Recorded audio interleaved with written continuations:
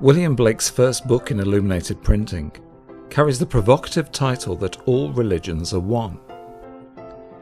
It is a small volume of aphorisms first printed by Blake in 1788 and offers a theory of knowledge arising from imagination. Stephen Prothero, in his book God is Not One, argues that Blake is the origin of a modern misconception regarding religion. At least since the first petals of the counterculture bloomed across Europe and the United States in the 1960s, it has been fashionable to affirm that all religions are beautiful and all are true.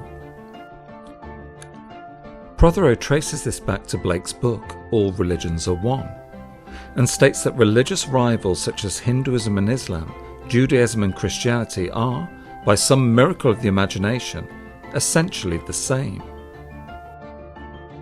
For Prothero, Blake is the source of the notion that divinity is essentially the same and beliefs are the same for all religions. The problem is, Blake doesn't say this, just as he doesn't print his book in 1795, as Prothero seems to believe. Blake's first principle states that poetic genius is the true man. For Blake, poetic genius gives us a sense of ourselves and identity. Blake clearly knew the Greek origin of the word poetic originally meant to make or to create. Thus the poet is a maker or creator, and in The Marriage of Heaven and Hell, Blake is explicit that religion arises out of poetry. Religions are not one because they share the same belief systems then.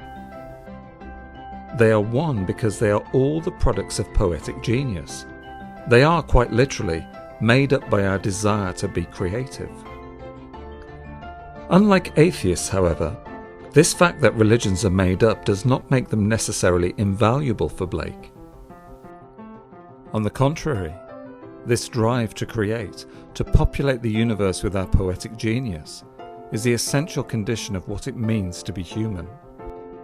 Principle 4 of All Religions Are One states, "As none by travelling over known lands can find out the unknown, so from already acquired knowledge man could not acquire more.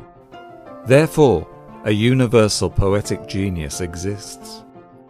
Poetry is the spirit of invention, so of course religion, like all knowledge, springs from it.